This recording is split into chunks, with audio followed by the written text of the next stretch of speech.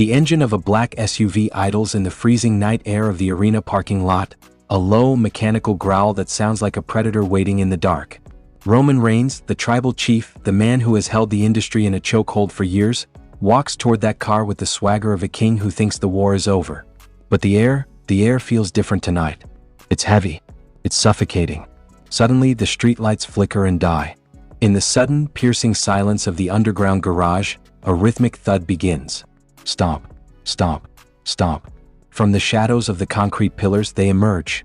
Not just one man, but a dozen figures clad in tactical black, faces hidden behind cold, expressionless masks.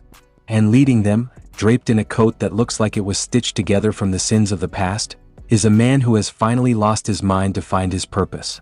Seth freaking Rollins isn't here to wrestle. He isn't here for a title. He is here to burn the Roman Empire to the ground while the world watches the embers. Before we witness the absolute carnage that unfolded after the cameras stopped rolling on Raw, I want to take a second to talk to you, the SLAMZONE family. We live for these moments, the goosebumps, the heartbreak, the pure adrenaline that only wrestling provides. If you love this sport as much as I do, if you feel every punch and every betrayal in your soul, please consider joining our community. We are building something special here, a place for the diehards. Hit that subscribe button, leave a comment about how you're feeling right now, and ring that notification bell. It truly means the world to me to have you on this journey with us. The scene at the parking lot was something straight out of a fever dream. Roman Reigns stopped dead in his tracks, his hand frozen on the door handle of his car. You could see the confusion turn into genuine, primal fear, a look we haven't seen on the Chief's face in years. Paul Heyman was trembling so hard the keys fell from his hand, clattering against the pavement like a death knell. Then the circle closed. The masked army moved with a terrifying, military precision, surrounding the vehicle, cutting off every exit. Seth Rollins stepped forward, the flickering emergency lights reflecting off his manic eyes. He didn't say a word at first. He just cackled, that high-pitched, haunting laugh that echoes in the nightmares of his enemies. This wasn't the visionary who dances to the ring.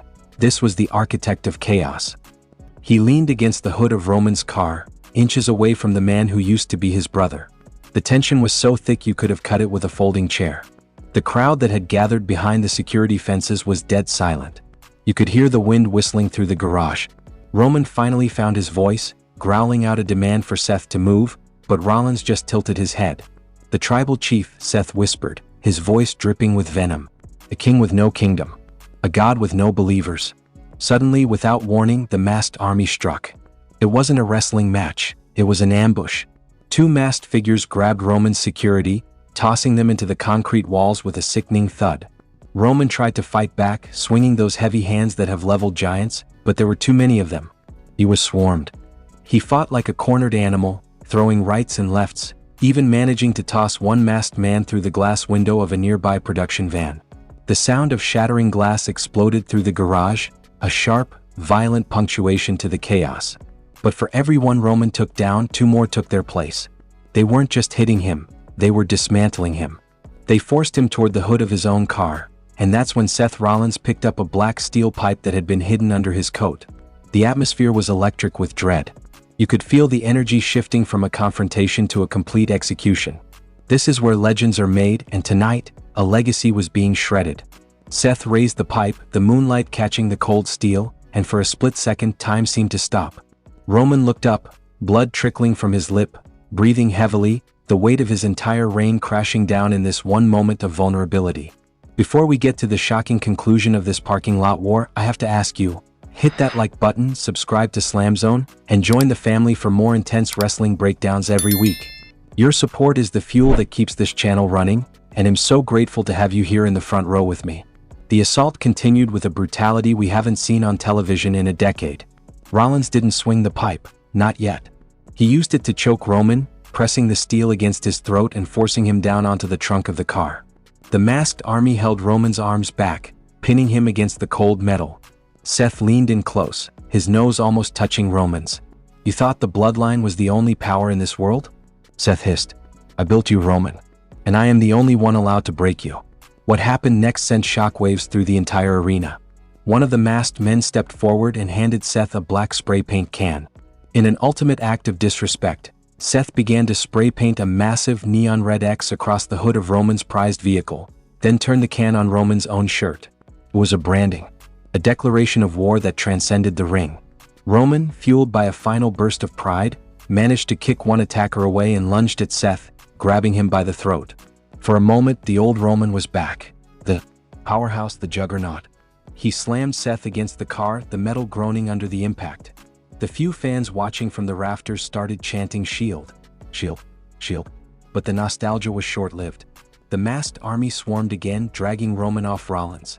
The struggle moved toward the concrete stairs, a dangerous, jagged environment.